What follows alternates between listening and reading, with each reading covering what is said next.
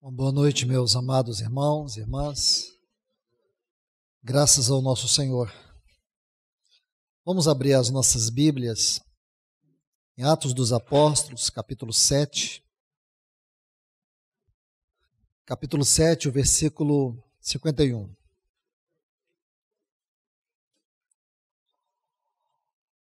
Homens de dura cerviz, incircuncisos de coração e de ouvidos, vós sempre resistis ao Espírito Santo, assim como vossos pais, também vós o fazeis.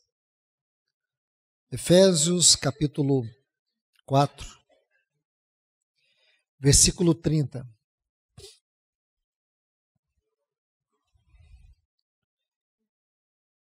E não entristeçais ao Espírito Santo de Deus, com o qual fostes selados para o dia da redenção. 1 Tessalonicenses, capítulo 5 e o versículo 19. Não apagueis o Espírito. Vamos orar.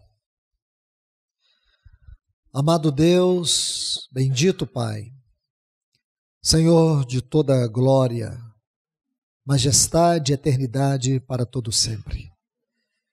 Nós te pedimos que venha no nome do teu Filho Jesus mais uma vez nos ajudar, Senhor, a tocar a essência da revelação desses textos, naquilo que o Senhor nos permite nesta noite, segundo a necessidade que temos, porque só o Senhor pode nos conduzir a isso e ninguém mais. Que o teu Espírito Santo possa ter toda a liberdade de nos falar o que Ele quer falar, o que Ele tem para falar e como Ele quer falar. Então venha, Santo Espírito, ministre a nós. Nós rogamos no nome de Jesus. Amém. Graças ao Senhor. Bem, meus amados irmãos e irmãs, nós vamos falar sobre 3 aspectos da obra do Espírito Santo: a regeneração, a habitação e a provisão. Regeneração, habitação e provisão. Se nós pudermos aqui resumir toda a obra do Espírito Santo, essas são 3 palavras que nos ajudarão a entender. Mas o objetivo não é fazer uma exposição doutrinária acerca da obra do Espírito Santo, acerca desses 3 grandes temas. Claro que eles serão abordados, mas no sentido da advertência, no sentido da reflexão. Porque o tema que estamos estudando é justamente esse: refletindo a obra do Espírito Santo nesses últimos dias. Então precisamos entender que este é o tema. E aqui estamos dentro do assunto. E como precisamos refletir a obra do Espírito Santo na regeneração, na habitação e na provisão. Os 3 textos que nós acabamos de ler, eles vão nos ajudar a entender como nós podemos ofender o Espírito Santo. Como os homens podem resisti-lo, entristecê-lo e apagá-lo. É possível você resistir ao Espírito Santo? O ímpio, sim. O ímpio, aquele que não é habitado por ele, pode resisti-lo. Porque o Espírito Santo, ele é um sublime cavalheiro. Ele não invade nenhum lugar, nenhum coração, nenhuma pessoa. Ele não entra à força. Porém, quando ele é resistido, ele não prossegue na sua obra. Então vamos estudar primeiro aqui esse texto que lemos em Atos dos Apóstolos, capítulo 7, versículo 51. nós vamos estudar sobre o perigo de resistir o Espírito Santo, o perigo de entristecê-lo e o perigo de apagá-lo, de extingui-lo. Então, aqui em Atos dos Apóstolos, o capítulo 7, versículo 51, se você observar, essas palavras foram proferidas em um momento em que ele estava sendo, o Espírito Santo estava sendo resistido através do ministério de Estevão. Aqueles homens, os quais Estevão estava pregando a palavra, eles se opuseram, eles se levantaram, eles resistiram, eles impediram o Espírito Santo de fazer a sua obra. Eles impediram, eles resistiram. E é isto que nós vamos ler aqui: homens de dura cervical, homens que não se rendem, homens que não se quebrantam. Se nós observarmos aqui, essa é uma atitude dos ímpios. São os ímpios. Eles resistem ao Espírito. O cristão, quando ele é habitado pelo Espírito, ele não tem o poder de resistir, mas ele tem a capacidade de entristecê-lo. E quando este cristão recebe um dom do Espírito, nós vamos também ver isso, o contexto como está. Só é possível apagar aquele que recebe o dom. O dom para o encargo, o dom para a função, o dom para o ofício. Então você pode apagar. Então nós vamos ver isso de maneira doutrinária. Como entristecê-lo, como apagá-lo. Aqui nós entraremos com maior ênfase. Então, meus irmãos, observe esse texto.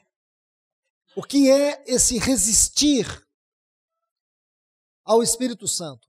Consiste em uma hostilidade determinada contra a sua obra e contra a sua pessoa. Uma hostilidade. Um outro ponto que é importante, que essas pessoas que são hostis, que resistem a ele, são pessoas cegas pelo pecado. Essas pessoas de Atos 7, aonde esse texto foi colocado, são pessoas que elas estão cegas. Há uma cegueira aqui. É por causa dessa cegueira, elas não conseguem perceber o Espírito de Deus. E foi justamente o que ocorreu aqui, em Atos dos Apóstolos, capítulo 7. Por causa da cegueira, a consequência foi uma hostilidade determinada contra o Espírito de Deus. Eles não estavam entendendo o seu trabalho, mas mesmo que o homem resista, o Espírito Santo, ele vai magnificar a sua obra, porque ele é soberano, ele é poderoso. Por um lado, ele é um sublime cavalheiro. Por outro lado, ele é o Deus onipotente. Porque quando você lê aqui, Atos dos Apóstolos, capítulo 7, convido vocês mais uma vez para observar isso. Atos capítulo 7.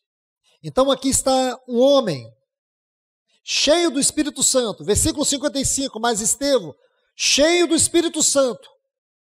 Nós sabemos o que aconteceu ali. Aqueles homens resistiram ao Espírito Santo por causa da cegueira. Eles não tiveram a capacidade de ver o trabalho de Deus. O pecado em suas vidas impediu que eles percebessem que aquele era um movimento de Deus, era uma oportunidade de Deus. Porque Deus havia determinado em seu santo propósito que aquele era um momento singular na história da humanidade, porque em Jerusalém o Espírito Santo foi derramado para consumar, para trazer toda a realidade daquilo que foi a obra do Calvário. Nós não separamos o Pentecoste da cruz. Então, meus irmãos, eles não perceberam a oportunidade. assim como os irmãos de José. Você vai ver lá em Gênesis, capítulo 37, versículo 28, aquela linda declaração, que os irmãos de José, eles não perceberam que prendendo José, vendendo José, jogando ele naquela cova, vendendo ele para aqueles ismaelitas, eles não sabiam que de alguma forma eles estariam contribuindo para o supremo propósito de Deus, porque Deus vai prevalecer. Da mesma forma que os homens resistiram ao Espírito Santo, mas não impediram ele de trabalhar na vida de Saulo. Quem estava comandando tudo isso? Quem estava por detrás de tudo isso? Tinha um homem. Olha o capítulo 8, versículo 1. Olhe bem. E Saulo consentia em sua morte. Na morte de Estevão. Tem um homem aqui. Ele é um personagem muito importante por detrás de toda essa história. Olha o versículo 2. Me perdoe. Versículo 3. E Saulo assolava a igreja. Esta palavra assolava, traduzindo ela para o português, significa tratar vergonhosamente. A ideia que essa palavra dá era que Saulo despia os cristãos de maneira pública e mandava açoitar eles na frente de todas as pessoas. A ideia dessa palavra é muito forte. Quando você estuda essa palavra no texto original, ela dá a ideia também de devastar, de lacerar as pessoas. Então nós não podemos pegar um termo aqui e deixar ele de lado. Nós temos que tratar esse texto, observar com muito cuidado o que ele está dizendo, para nós percebermos toda a verdade exposta por um quadro aqui que nos permite ver o seu significado real. Este homem, Saulo, estava ali, como aqueles tantos outros, ele estava ali. Só que, irmãos, observe bem, o Espírito Santo é soberano, aquela multidão toda estava resistindo a ele, não estava se curvando a ele. Ele veio visitar aquele povo, ali está o vaso dele, Estevão, um homem cheio do Espírito, pregando, mas aquelas pessoas, aquelas multidões, ou aquela multidão estava ali, rangendo os dentes, com pedras na mão. Eles tentaram impedir a obra do Espírito Santo, resistiram, mataram o servo de Deus. E não parou aí. Aí nós vemos no capítulo 8, Saulo consentiu, isto é, ele deu a autorização. A palavra consentiu dá a ideia o seguinte: quando olharam para Saulo, é como se perguntasse, é para ferir ou era para matar? Então a ideia dessa palavra consentiu é como se ele dissesse, é para matar. Saulo consentiu na morte, ele autorizou a morte de Estevão. Mas não só isso. Ele começou a perseguir os cristãos ali, trazê-los manietados, jogando eles no chão, açoitando eles, despindo eles, para que a igreja se tornasse um opróbrio por causa da perseguição. Mas, irmãos, Saulo não resistiu ao Espírito de Deus. Veja no capítulo 9. E Saulo, versículo 1, respirando ainda ameaças de morte. Essa palavra respirando, a tradução dela dá o sentido de alguém que está com o sentimento de destruição. Saulo estava possuído por um sentimento de destruição. Saulo não queria apenas perseguir a igreja por perseguir. Saulo, esta palavra respirando significa que ele estava disposto a destruir, a varrer a igreja do mapa. E o final da história aqui, vocês sabem o que aconteceu com ele. Mas, irmãos, escute bem. Essa palavra aqui, respirando, destruir. É isso que ele queria. Mas ele não foi capaz. Porque o Espírito de Deus é maior. Ele sim foi destruído, ele foi aniquilado, ele foi esmagado, ele foi levado ao pó. A cerviz dele foi dobrada. Ele se tornou um escravo de Cristo Jesus. Então vamos colocar apenas o ponto doutrinário deste assunto. Somente um ímpio, somente os ímpios resistem ao Espírito. Um cristão habitado por ele não pode resistir. Mas a questão é muito mais grave. A nossa situação é grave. Meus irmãos, será que a nossa grande carência é ser cheio do Espírito? Será que nós temos uma carência de ser cheio do Espírito? Será que existe alguém aqui que nasceu de novo? E quando eu falo nascer de novo, eu não estou falando de conversão psicológica. Eu não estou falando de uma pessoa que ela não tem certeza da salvação. Se você tem dúvida da salvação, você precisa nascer de novo. Se você não tem uma viva esperança no teu coração, você precisa hoje, em nome de Jesus, nascer de novo. Você tem salvação psicológica ou salvação religiosa. Mas, se você nasceu de novo, eu quero te dizer, e você precisa ter consciência disso, o Espírito de Deus, ele veio te habitar. Você é habitado por ele, você é uma habitação do Espírito Santo. Ele mora dentro de você. Ele veio fazer uma grande mudança na tua vida. Ele veio te transformar, tanto de posição como de condição. É isso que é habitação do Espírito. Ele te convenceu do pecado, da justiça, do juízo. É Ele que está te transformando. É Ele que opera o falar de Deus por meio da sua palavra no teu coração. É o Espírito Santo. É Ele que trabalha Cristo no teu caráter. É Ele que nos usa por meio dos dons que pertencem a Ele. É Ele que produz o fruto que é dele. Esta é uma obra do Espírito Santo. Então, meus amados irmãos e irmãs, se eu e você, se nós nascemos de novo, então nós temos que ter a convicção que o Espírito de Deus habita em nós. Nós temos o Espírito da habitação e o Espírito da filiação. Quando ele habita dentro de nós, consequentemente, inevitavelmente, sabe o que é gerado em nós? O Espírito da filiação, o Espírito que testemunha com o nosso Espírito que nós somos filhos de Deus. Isto é salvação. Isso não é religião. Isso é salvação. Isso é libertação. Esta é a obra da regeneração em nossa vida. Então ele veio habitar. Então nós temos o Espírito dentro de nós. Se o Espírito está dentro de nós, qual é a nossa responsabilidade quanto a ele? Será que nós necessitamos hoje ser cheios do Espírito? Será que nós vamos levantar um clamor e dizer, Senhor, envia teu Espírito para nós? É isso, irmãos? Não.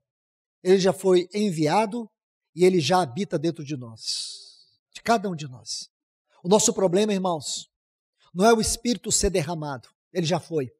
O nosso problema é que o Espírito Santo está entulhado. O problema aqui é que estamos entulhados. O problema é que nós temos ofendido ele. O problema é o fluir dele, é que ele não está fluindo. A questão não é o quanto tem que encher, a questão é o que tem que sair, não está saindo nada. Sabe por que não está saindo? Porque nós somos como vasos cheios de entulhos. Se você tem um copo cheio de imundícia e você tem uma água cristalina e você está com sede, você vai pegar a água cristalina e vai colocar dentro do copo sujo e vai beber com a sujeira? Não, você limpa o copo, você lava o copo, você coloca a água cristalina e você mata a sua sede. Sabe, o que tem que sair, o que tem que fluir da nossa vida, não tem fluído porque existem muitos entulhos em nós. Deixe-me mostrar algo para vocês. Abra comigo as suas Bíblias em Efésios capítulo 5. Vamos fazer uma leitura rápida para que nós venhamos entender a exposição doutrinária do tema que eu quero propor aqui. Eu creio que todos vocês já perceberam que eu desejo propor para vocês aqui está no versículo 18. Não vos embriagueis com vinho, no qual há contenda, mas enchei-vos do Espírito. Meus irmãos, nós precisamos encontrar com a ajuda divina a mente do Senhor nesse capítulo. Porque a Bíblia não é um amontoado de histórias escritas de qualquer maneira. A Bíblia tem uma sequência lógica perfeita. Por isso, os grandes eruditos, eles entenderam que havia uma ciência para poder interpretar isso de maneira literária, de maneira teológica. Então, aqui nós falamos da hermenêutica, como também da exegese, para estudar os documentos e os textos sagrados. Então, se você observar com muito cuidado, você vai perceber essa hermenêutica, essa ciência da interpretação. Você vai ver a didática muito perfeita do Espírito Santo. Não é só você dizer assim, toda a Escritura é divinamente inspirada. O mais glorioso de você dizer isso é você entender a perfeição, a didática, como as coisas são colocadas. Isso não dá margem para cada um fazer a sua interpretação. Cada um colocar aqui o seu ponto de vista. Não tem como, irmãos. Quando você observa esta ciência da hermenêutica no texto bíblico, você só pode tocar profundidades das profundidades, mas você não pode aqui dizer, eu acho que esse texto é assim. Então nós vamos obedecer essa ciência. Você sabe que a Bíblia não foi escrita em capítulo, mas depois, no ano 1227, ela foi dividida em capítulo. Foi Stephen Newton, com a ajuda do cardeal Hugo depois, que fez um brilhante trabalho. E aqui nós temos o capítulo 5, ele inicia assim, sede, pois, imitadores de Deus como filhos amados. Imitar a Deus. Você já tinha observado esse texto? É possível imitar a Deus em seus atributos incomunicáveis? Jamais. Na sua onipotência, na sua onisciência. Jamais iremos imitá-lo nos seus atributos incomunicáveis. Mas nós podemos sim, pelos seus atributos comunicáveis. E aqui ele vai dizer, andai em amor. Este é um meio, uma maneira de nós imitar a Deus. No amor, porque a palavra aqui é muito séria. Mas não é isso que eu quero lhes mostrar. Veja o versículo 3. Não vou entrar em muitos detalhes aqui da hermenêutica do capítulo. Vamos direto ao assunto. Observe bem. Ele diz, mas a fornicação e toda impureza ou avareza nem sequer nomeia entre vós, como convém os santos, nem obscenidades, nem tolices, nem chocarrices. Versículo 5, porque tendes bem entendido que nenhum fornicador ou impuro ou avarento, que é idolatria, tem herança no reino de Cristo. Versículo 6, ninguém vos engane. Mais um item, palavras vãs, com palavras vãs, porque sobre essas coisas vem a ira de Deus, sobre os filhos da desobediência. Olhe bem, olhe o paradoxo, esta é uma metodologia de Paulo, escrever colocando paradoxos. Sede, pois, imitadores de Deus como filhos amados. Então nesse capítulo nós temos o paradoxo dos filhos amados e dos filhos da desobediência. Meus irmãos, a pergunta que se faz aqui é, nós somos os filhos amados ou nós somos filhos da desobediência? Eu vou te fazer uma pergunta. O filho pródigo, ele era um filho amado? Era. Mas ele se tornou um filho desobediente? Então ficou claro para vocês, não é? Os filhos amados podem se tornar filhos desobedientes. E sobre os filhos da desobediência vem a disciplina de Deus. Certo? Mas sobre os filhos amados vem o reino de Deus. Eles herdarão o reino de Deus. O que os filhos amados fazem? Eles andam em amor. O que os filhos da desobediência fazem? Olha aqui, versículos 4, 5 e 6. Então, Está muito claro toda a didática que vocês estão olhando. Os textos são muito perfeitos. Versículo 8. Porque noutro tempo éreis trevas, agora sois luz. Quem aqui são luz? Os filhos amados. Quem são as trevas? Os filhos da desobediência, porque o paradoxo vai colocar isso bem claro para você.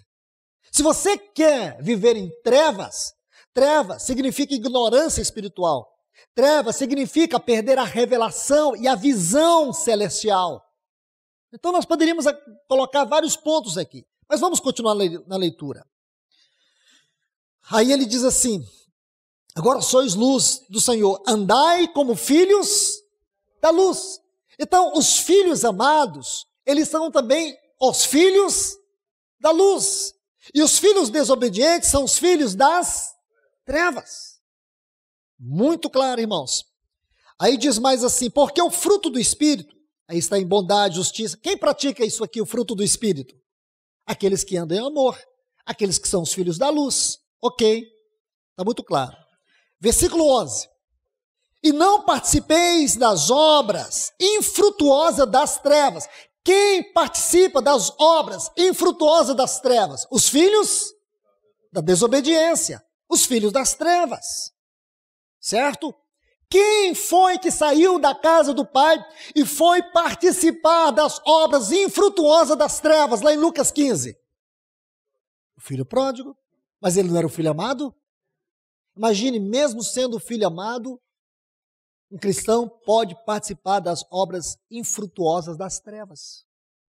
Mesmo comendo, querendo comer as alfarrobas, aquela comida nojenta dos porcos, ele tinha uma mesa farta na casa do seu pai. Ele tinha um bezerro cevado que estava sendo preparado para ele. Mas aonde ele estava? Em qual banquete que ele estava? No banquete dos filhos das trevas. Mas ele era um filho que ele tinha uma sandália nova, ele tinha um anel de aliança com o pai, ele tinha uma casa farta, mas ele preferiu viver debaixo das trevas. Não foi o pai, foi ele. Não foi o pai que tirou ele de casa, foi ele que saiu de casa. O filho pródigo, o filho amado. Estão vendo, irmãos? Mas vamos seguir. Aí diz assim, versículo 15. Portanto, vede com prudência como andais. O que significa esta palavra andais? Conduta. Conduta cristã. Comportamento cristão. Atitude cristã. Esta palavra fala de conduta, de comportamento, de atitude cristã. Aquilo que governa meus sentimentos, aquilo que governa minhas motivações, aquilo que governa as minhas emoções, tudo está incluído nessa palavra andais. Estão vendo aí? Ele diz, portanto, vede com prudência como andais, não como necios. Isso aqui nos remete para um capítulo na Bíblia, Mateus capítulo 25. Ali tinha uma totalidade de 10 virgens. Essas 10 virgens tipificam o quê? Quem? Essas 10 virgens tipificam a igreja na sua totalidade. O que significa que na igreja, em sua totalidade, segundo Mateus capítulo 25, nós temos os cristãos prudentes e temos os cristãos nécios.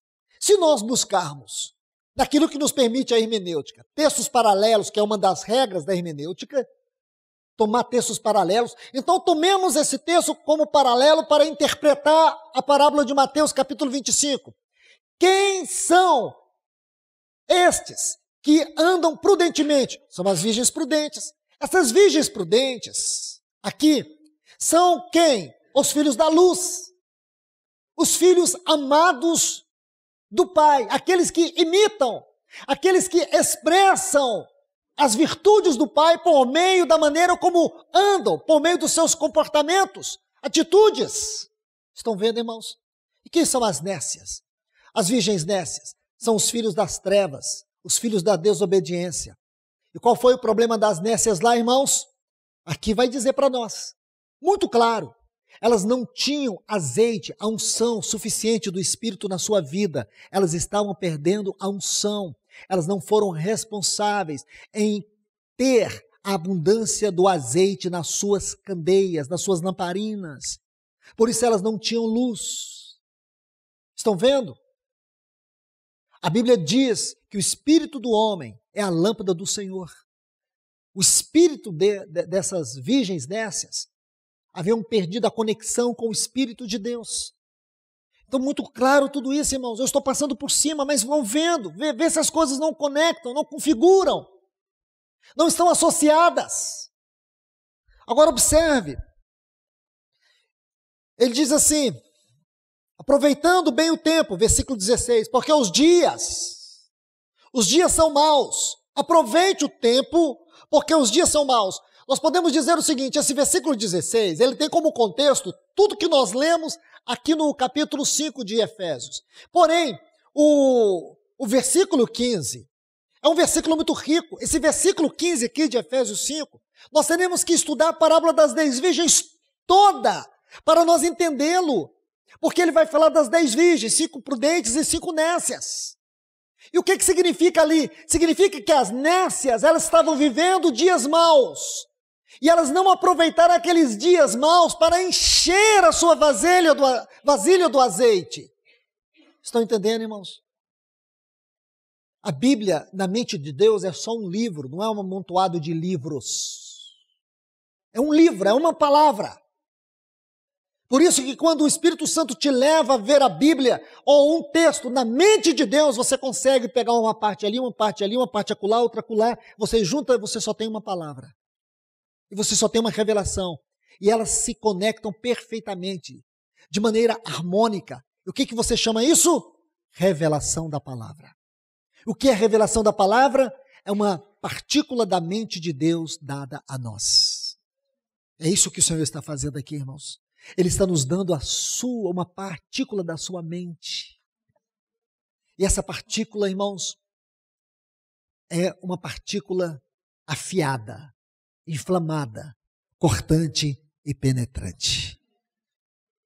Então observe bem, dias são maus, aqueles dias maus, elas não encheram suas candeias.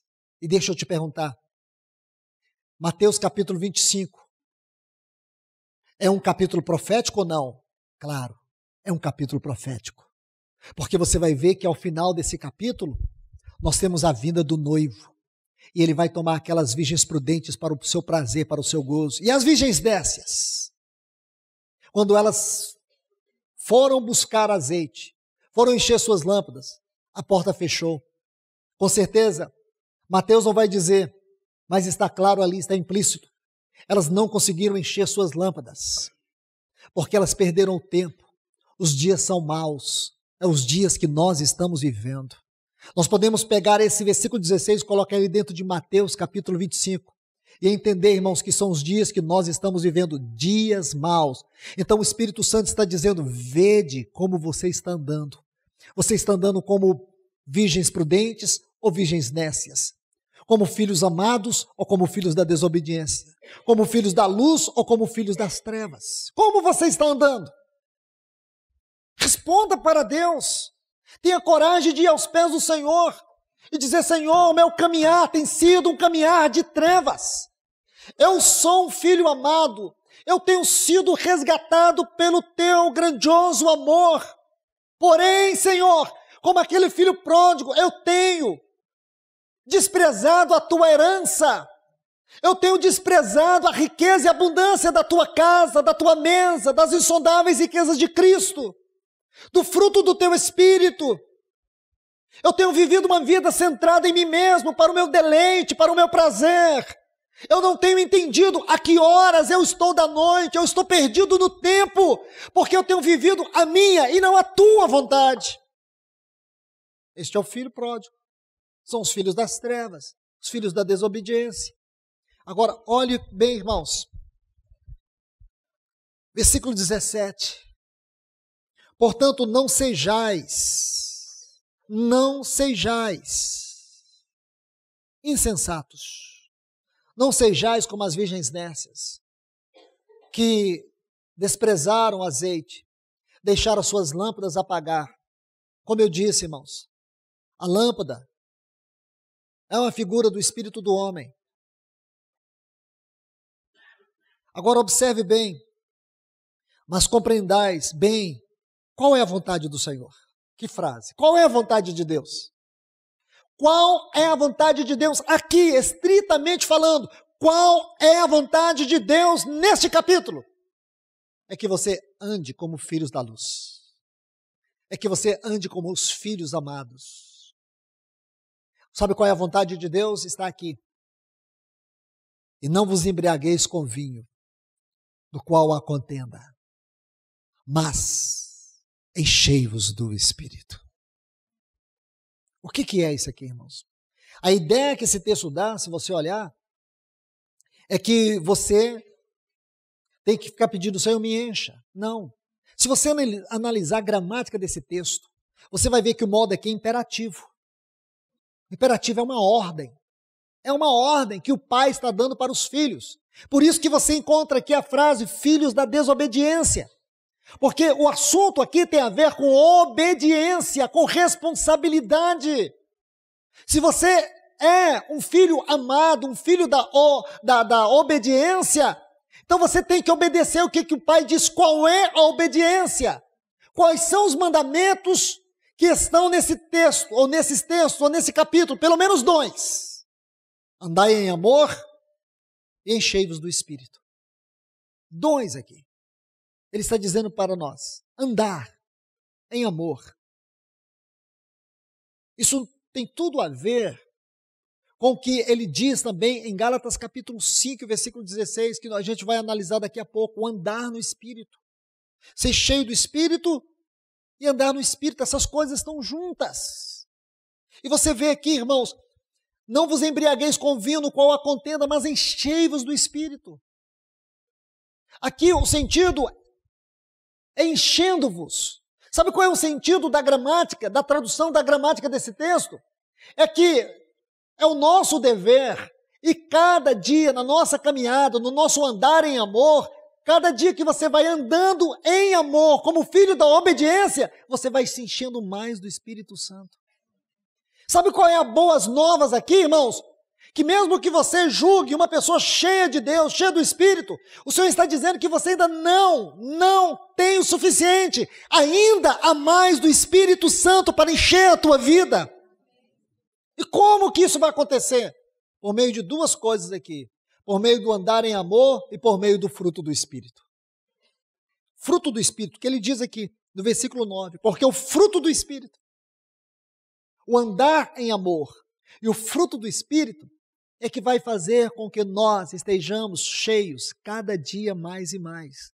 Se você se sente cheio, se você se sente tomado, se você se sente embriagado pelo Espírito Santo, eu quero te dizer, Deus diz aqui para nós, ainda há mais do Espírito para mim, para você. Ah, mas irmão, eu não me sinto cheio do Espírito. Eu sinceramente, eu não estou cheio do Espírito. Eu tenho que te dar uma notícia muito triste, porém verdadeira. Porém verdadeira. Você está andando como filho da desobediência, como filho das trevas. Eu queria fazer um apelo para você nesta noite. Não saia daqui com essa marca na tua vida, como filho das trevas, como filho da desobediência. Arrependa-se nesta hora. Arrependa-se nesta hora. Que o Espírito te convença e você possa sair deste lugar nesta noite, sentindo aquilo que o filho pródigo sentiu quando ele ouviu do seu pai.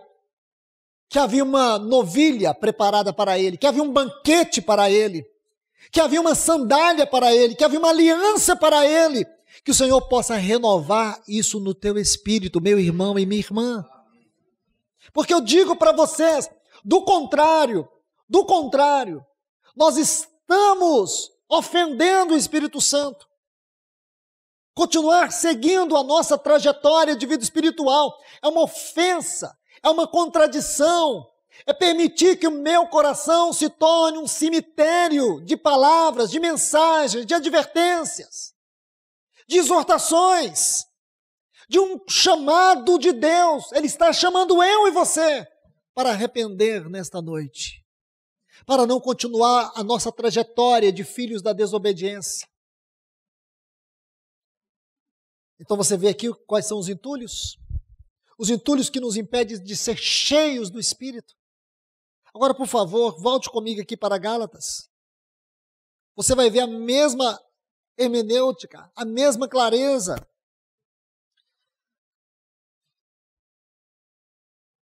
Este capítulo de Gálatas 5, ele pode ser dividido em duas partes, versículos 1 a 15 e depois versículos 16 a 26. Então, no versículo 16, na segunda seção deste capítulo 5 de Gálatas, olha o que diz o versículo 16: andai no Espírito e jamais satisfareis os desejos da carne. Se você observar, o modo do verbo aqui, andai, é o mesmo de Efésios 5,18, enchei-vos. É imperativo, é uma ordem. Andai no Espírito e jamais. Esse é o paradoxo.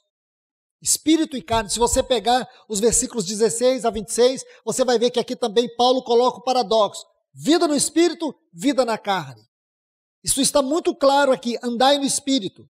Aí, irmãos, versículo 19, ele vai dizer, ora, as obras da carne são conhecidas e evidentes, adultério, fornicação, impureza, lascívia, idolatria, feitiçarias, inimizades, porfias, ciúmes, explosões de ira, discórdias, dissensões e facções, invejas, homicídios, bebedice, orgias e coisas semelhantes a essas. São muitas coisas. Sabe o que são essas coisas? Os entulhos. Os entulhos que impedem o fluir. Os entulhos. Talvez você não encontrou o nome do entulho que está impedindo o fluir do Espírito, mas está aqui, ó. Coisas semelhantes a essas. Tem nome sim, é isso aqui. Tem muita coisa, você sabe o que é. Que está impedindo o Espírito de fluir. A sua necessidade não é encher. O Espírito Santo não vai encher uma vasilha suja. E nada, mas porém, você pode buscar, porém nada. Você pode até tentar lutar, porém nada vai limpar a tua vida se não for uma confissão nessa noite, que o sangue de Cristo Jesus, você crendo, você confiando, você terá certeza que o sangue de Cristo Jesus te purificará de toda iniquidade. Mas tem que haver arrependimento, ou confissão e arrependimento. Sem isso, nós estamos perdendo tempo. Vamos continuar patinando e não vamos sair do lugar. Vida estéril, vida espiritual estéril, vida infrutífera. Pessoas estagnadas na fé. Sabe o que é isso, irmãos? Pessoas que estão perdendo a fome de Deus, a fome da comunhão, a fome da palavra, a fome da oração, a fome pelo serviço adequado ao Senhor. Em contrapartida, seu tempo está sendo tomado. E é uma contradição, como disse o irmão. Muitas pessoas estão dizendo, eu não estou tendo tempo, eu estou sem tempo, e querem passar a eternidade com Deus. Não é uma contradição? Não tenho tempo, irmãos. Eu não tenho reunido porque não tenho tempo. Não tenho tempo para ler a Bíblia. Estou lendo pouca coisa. Não importa se você lê um capítulo, se você lê um livro. Importa é o quanto você lê e ganha de vida. É o quanto você cultiva na oração, na sua comunhão com Deus, na sua comunhão com os irmãos, diante de Deus. Você diz não tem tempo, e você está caminhando para qual eternidade? Da luz ou das trevas? Irmãos, seja lá como for, uma coisa que as pessoas terão é tempo. Ou que seja para passar distante da face do Senhor ou na face do Senhor. Então nós temos que meditar. A vida é séria. Tem gente indo para a sepultura todos os dias. Se o Senhor não vier nos buscar, possivelmente nós teremos que ir. E como nós estaremos diante dele? Você está preparado? Você está preparado hoje? Será que estamos preparados, irmãos? Olha o que você percebe aqui. Andai no Espírito e jamais satisfareis as obras da carne. Porque não conseguimos andar no Espírito? Porque existem entulhos. Olha aqui a descrição desses entulhos. São estas coisas que nos impedem de andar no Espírito. As mesmas coisas você vai ver descrita em Efésios capítulo 5. O que impede você e eu de termos uma vida cheia do Espírito? Esses entulhos. Oh, meus irmãos e irmãs, que o Espírito de Deus nos ajude nessa noite a tirar todos esses entulhos da nossa vida. Que Ele encontre um espaço limpo, aonde Ele possa fluir. Nós não estamos tendo necessidade de que algo desça, nós estamos tendo necessidade de que algo flua da nossa vida. Ele habita dentro de você. O Espírito Santo habita dentro de você. Aquelas virgens nécias, elas tinham a candeia. Elas tinham o azeite. Porém, irmãos, o azeite estava acabando e a luz estava apagando e elas não estavam se importando. E o tempo estava passando. O tempo está passando. E há quanto tempo você vem fazendo promessas? Você fica falando consigo mesmo, consigo mesma. Eu preciso mudar, eu tenho que mudar, não posso perder tempo. E Satanás está te enrolando, está te emaranhando. Você está com a vida toda emaranhada, toda enrolada. Saia desse embaraço. Tenha coragem, tenha ousadia. Clame ao Senhor, levanta-te, Senhor, e dissipa da minha vida todos esses embaraços. Levanta-te, Senhor, sobre a minha vida, vem com a espada do teu poder, peleja sobre a minha vida com a tua espada, e tire, dissipe da minha vida todos esses entulhos no poder do nome de Jesus. Senão, irmãos, será mais um encontro perdido. Só mais um encontro perdido na sua vida. Isso é dar as costas para Deus. Isso é permitir que o cemitério se aprofunde de mais um cadáver. Não faça da tua vida um cemitério. Permita que o poder da vida em ressurreição entre aí na tua vida e o Senhor possa restituir tudo aquilo que está sendo perdido, tudo que já foi perdido, todos os depósitos perdidos, o Senhor possa restituir para a tua vida, para você. Como está lá no livro de Joel, restituir-vos-ei os anos que foram consumidos pelo gafanhoto, migrador, cortador, devorador e destruidor, que o Senhor venha restituir tudo que foi perdido na nossa vida. Todas as palavras de Deus que estão mortas dentro de nós, todas as verdades de Deus que nós temos dado às costas, todas as mensagens proféticas de Deus que nós não respondemos, que o Senhor venha restituir na tua vida nesta noite. Do contrário, irmãos, mais um encontro perdido. Mais um encontro perdido. Mas sabe, irmãos, que serão essas coisas perdidas, que um dia nós teremos que comparecer diante do tribunal de Cristo e as nossas obras serão julgadas. Porque a Bíblia diz, irmãos, que as nossas obras nos acompanharão. Que o Senhor nos ajude, irmãos. Que o Senhor nos ajude. Deixe-me colocar só um ponto para nós introduzirmos e amanhã concluiremos. Então, depois de abordar essa questão de resistir ao Espírito e também tratar esses dois pontos aqui como um parênteses muito longo, porém necessário, sobre ser cheio do Espírito e andar no Espírito, sobre os entulhos que impedem que nós andemos no Espírito, que sejamos cheios do Espírito. Vamos para o segundo ponto aqui, irmãos. Então, primeiro aqui, eu quero que vocês considerem resistir ao Espírito como o primeiro. Quem resiste ao Espírito? Aqueles que são cegos.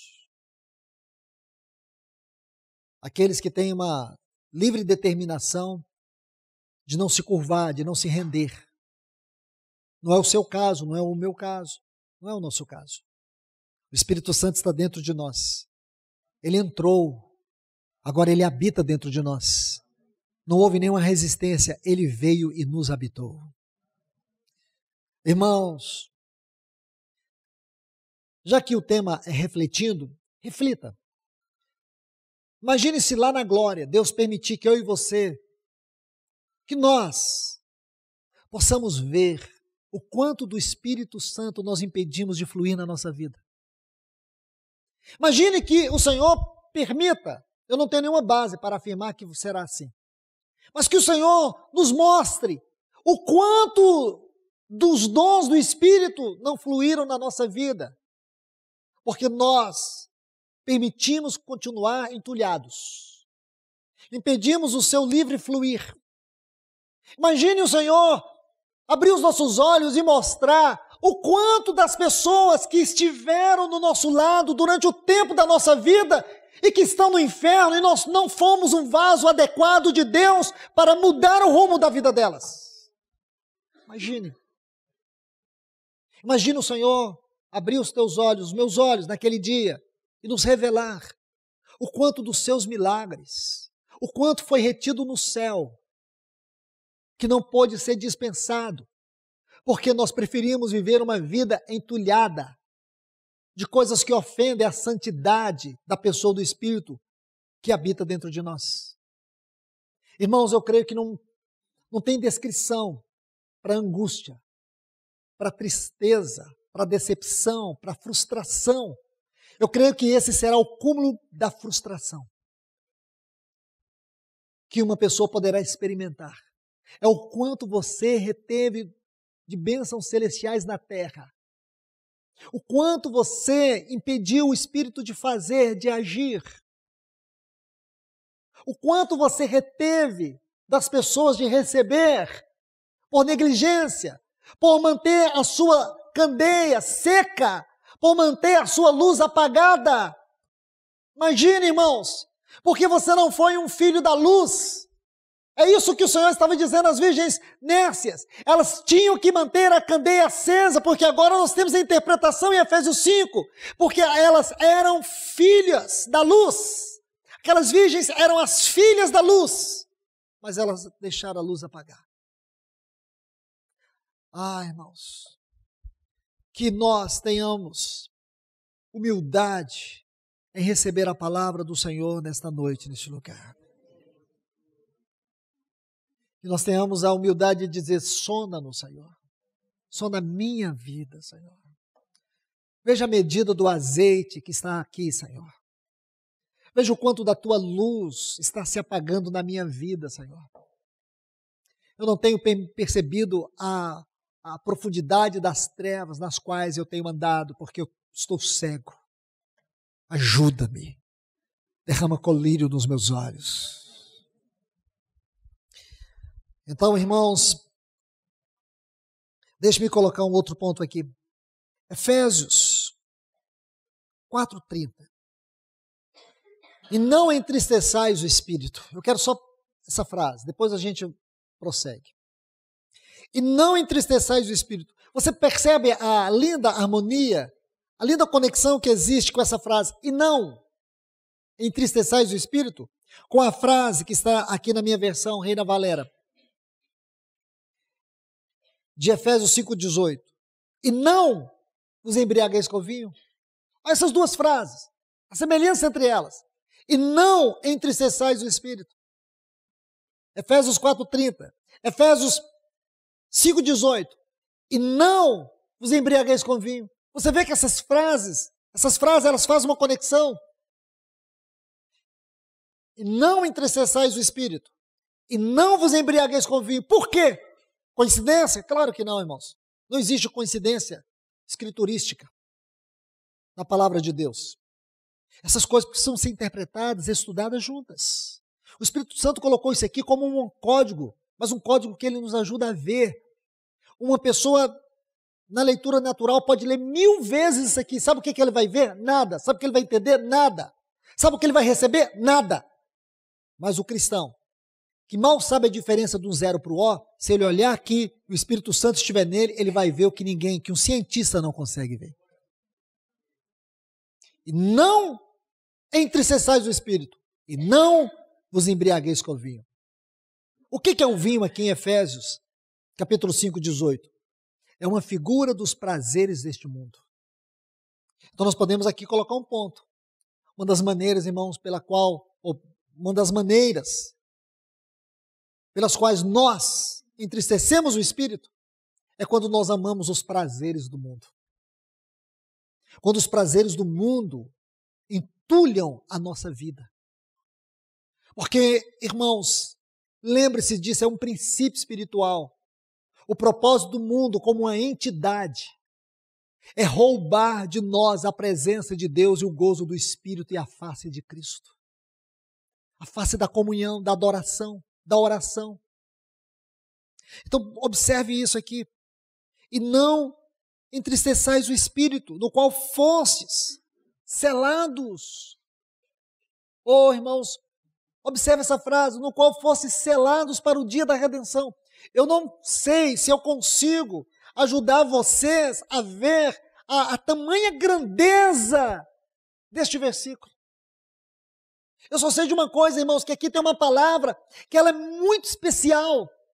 Paulo buscou esta palavra com uma extrema delicadeza para fazer-nos entender a seriedade e a gravidade, a profunda e solene exortação que está contida nesse texto.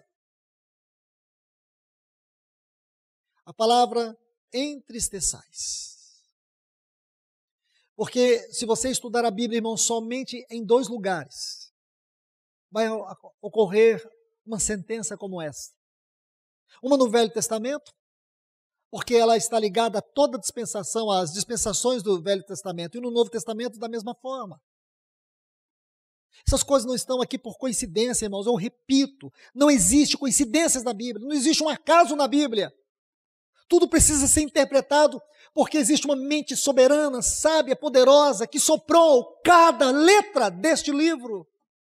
Seja em grego, português, hebraico, aramaico, japonês, seja em que língua for, irmãos, ele soprou para todas as línguas. Então escute isso, irmãos. Porque aqui o Espírito Santo busca uma palavra para poder expressar uma dor. Uma dor. E eu e você já lemos isso aqui centenas de vezes. Não tivemos a capacidade ainda de perceber o que significa este entristecer. A tradução dessa palavra, irmãos, dá a ideia do pai que chora sobre o cadáver de um filho. Veja o que Paulo está colocando para nós. Ele está dizendo que a dor que o Espírito Santo sente quando ele é ofendido é a mesma dor que um pai sente sobre a morte do seu filho. Estão vendo, irmãos? Eu vou ajudá-los colocando mais luz. Vamos para a ocorrência dessa palavra no Velho Testamento. Porém, irmãos, não é uma tradução da palavra. É uma busca pelo espírito da palavra, que mostra no mesmo sentido. Porque aqui, no texto grego de Efésios 4:30, é muito mais forte do que este que nós vamos ler em Gênesis capítulo 6. E o versículo 6.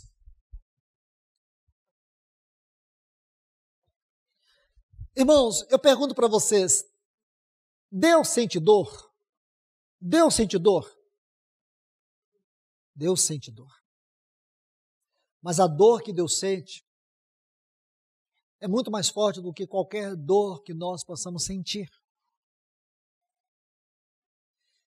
Olhe bem esse texto. Permita-me, irmãos, colocar isso com maior clareza. Então, eu vou ler, buscando aqui o contexto deste texto. O versículo 3 diz assim: E disse o Senhor, não contenderá meu espírito com o homem para sempre, porque certamente ele é carnal.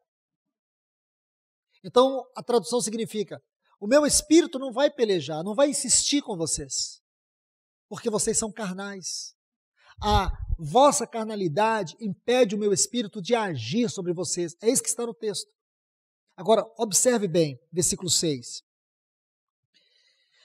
Vamos ler o 5 e o 6. Viu o Senhor que a maldade dos homens era grande na terra e que todo desígnio, desejo, sentimento dos vossos pensamentos deles era mal continuamente.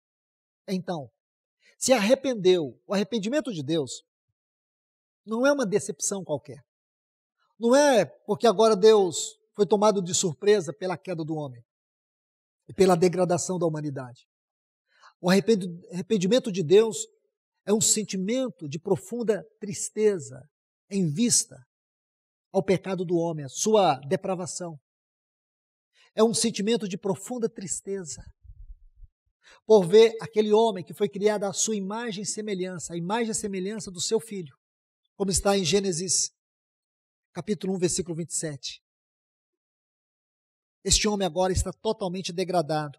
Aí diz assim: e arrependeu-se o Senhor de ter criado o homem na terra. Agora observe essa frase: e pesou-lhe em seu coração. Esta palavra pesou-lhe, a tradução dela no hebraico é sentir dor, sentir uma profunda dor. Deus sentiu uma profunda dor. Por que Deus sentiu uma profunda dor? Porque agora Deus viu que o seu espírito não podia agir continuadamente na vida do homem. Porque agora todo pensamento, todo desígnio do coração do homem era mau. Persistentemente mau. Isso doeu. Aqui, irmãos, fala que Deus sentiu uma dor.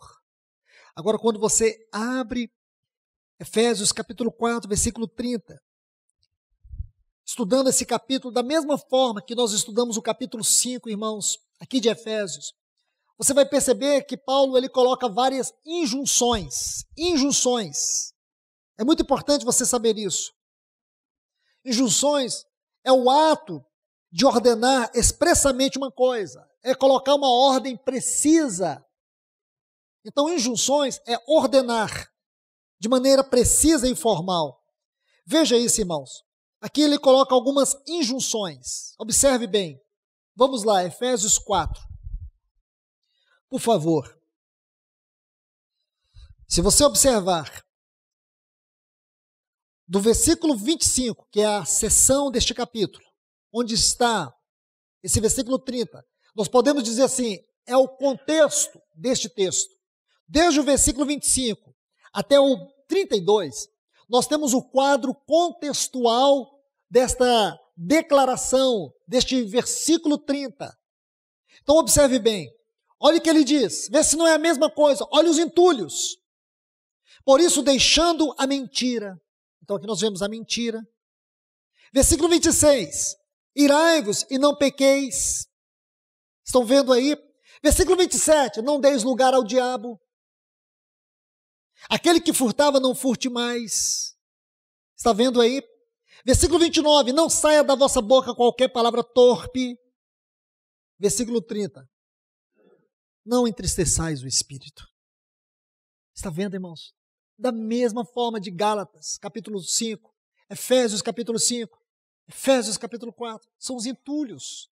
São essas coisas que impedem que nós andemos no Espírito, que nós sejamos cheios do Espírito e faz com que nós entristecemos o Espírito, magoemos o Espírito de Deus. Você pode imaginar, irmãos, quantas vezes ao dia nós magoamos.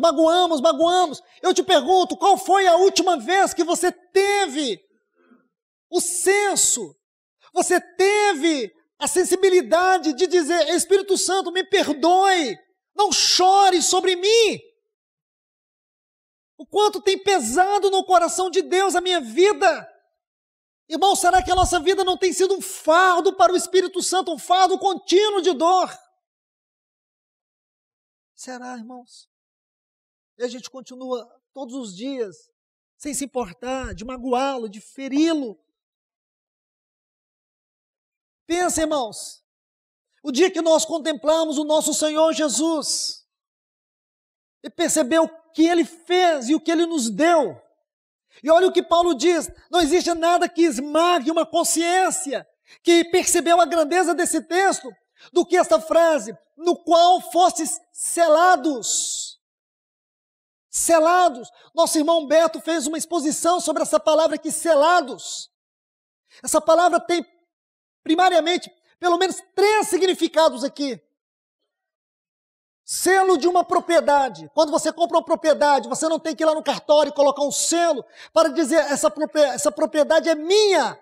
Eu tenho direito total sobre ela. O Espírito Santo, irmãos, nos selou. E tem um selo que diz que nós pertencemos a Deus. Nós somos um povo exclusivo de Deus. Nós não pertencemos mais ao reino das trevas. Nós fomos comprados por bom preço. E o Espírito Santo colocou o selo e dizendo, este é meu e não permito que seja colocado de novo a outro tipo de negócio. Isso é importante, irmãos. Nós fomos selados. Existe um outro sentido dessa palavra. Então aqui nós temos o quê? Garantia de que existe uma propriedade que pertence a ele. Mais ainda, você coloca o selo para garantir a compra, mas você também coloca o selo para garantir a propriedade. Então esses dois pontos é muito importante ressaltar aqui. Então, primeiro, o que eu disse, você compra uma propriedade, coloca o selo, pertence a você.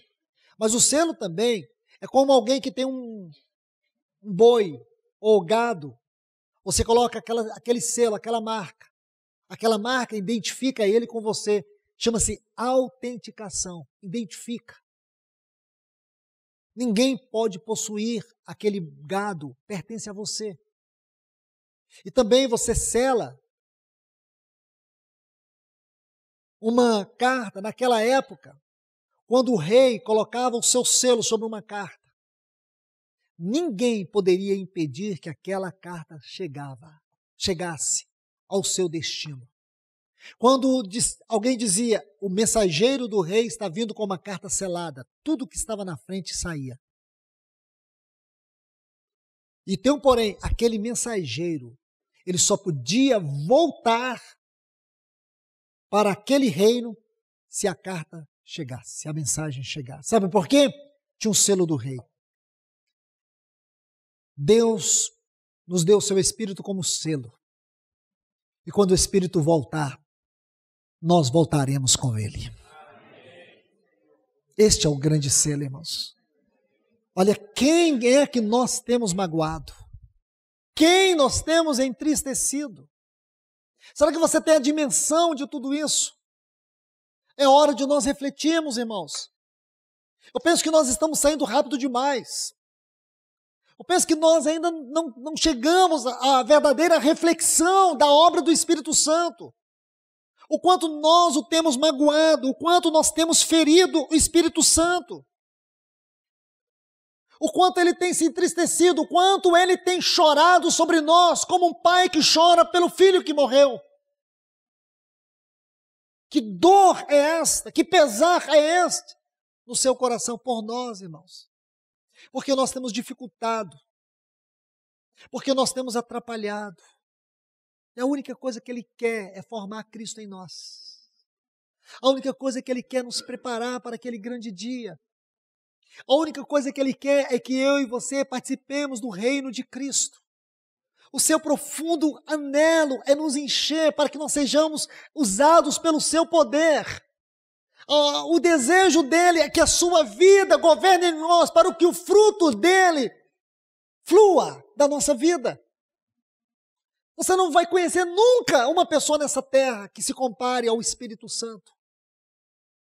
Quando ele não é desprezado, ignorado, ele jamais é mencionado. E quando você olha os cânticos, os irmãos do louvor aqui estavam tendo a maior dificuldade de encontrar cânticos sobre o Espírito, porque tudo fala dele de uma maneira incorreta. Esse é o grande problema, irmãos. É que Satanás distorceu o verdadeiro sentido do Espírito Santo. Colocou ele na nossa mente como ser na terceira categoria da Trindade. Diminuiu o valor da sua obra na nossa vida. Nós precisamos, irmãos, que ele nos ajude a ver a sua real, a sua verdadeira obra na nossa vida.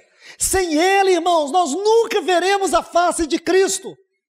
Sem ele, irmãos, nós nunca saberemos e nunca estaremos preparados para aquele grande dia. Sem Ele nós não vamos conseguir. Eu e você não vamos conseguir. Quando Paulo escreve sobre o gemido do Espírito Santo em Romanos 8:26, o gemido dele é para que nós toquemos as esferas mais elevadas do nosso verdadeiro chamamento como ruiós, como filhos maduros. E nós temos deixado ele de lado. Oh, meus irmãos, que o Senhor tenha misericórdia de nós. Que o Senhor tenha misericórdia de nós. Se você olhar, irmãos, o mundo tem as suas diretrizes de moralidade. Não é verdade? Se você olhar essas injunções, é até curioso. Vou dar um exemplo aqui.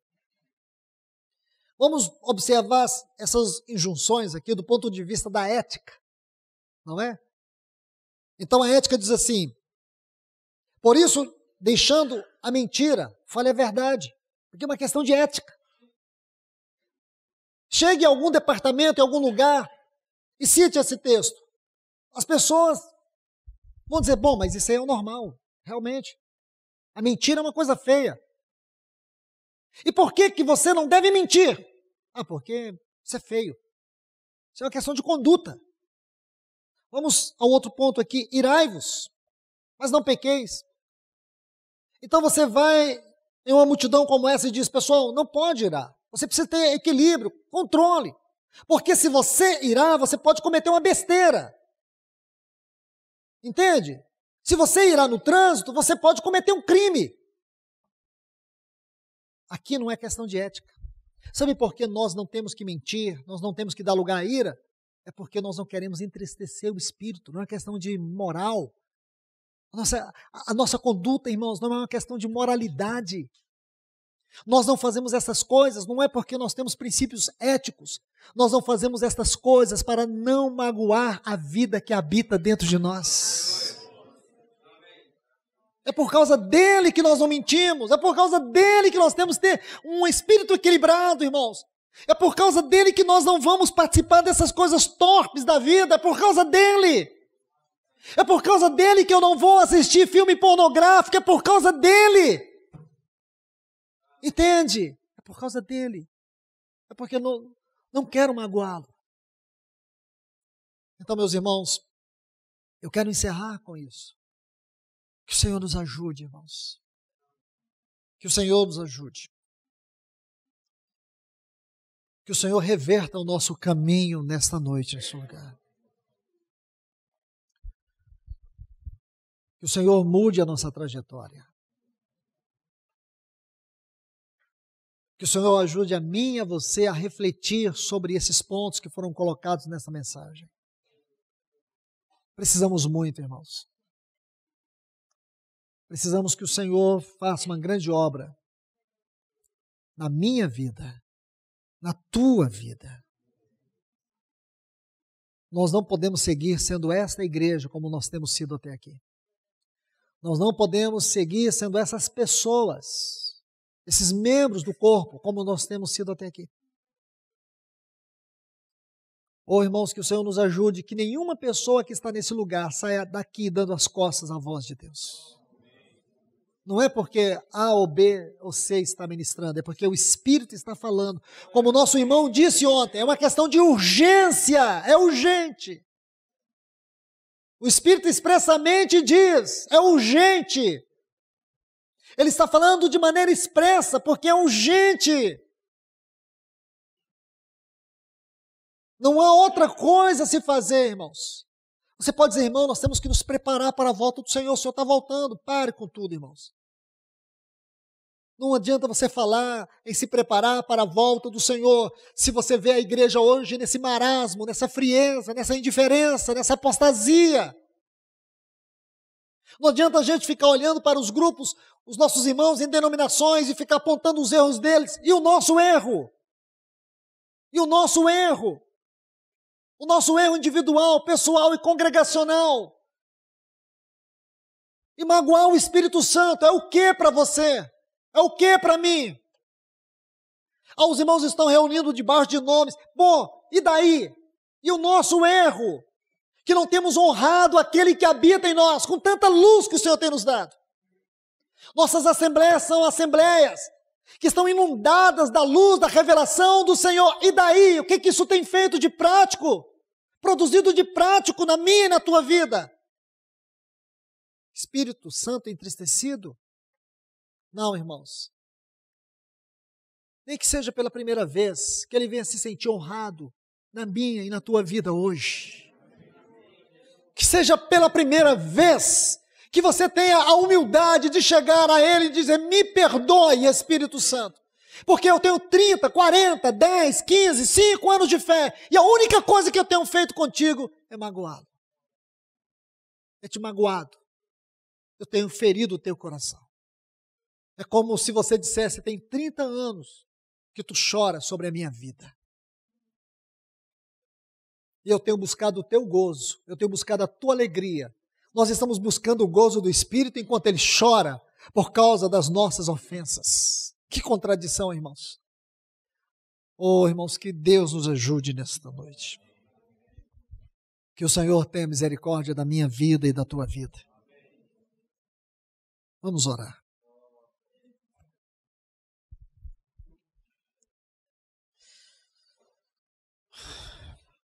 Bendito o Senhor. Nós te pedimos, Senhor, nesta hora. Tem misericórdia de nós, Senhor. Só com a tua ajuda, ó querido Espírito Santo, é que nós poderemos reter esta palavra e ela em nós fará um grande milagre do arrependimento.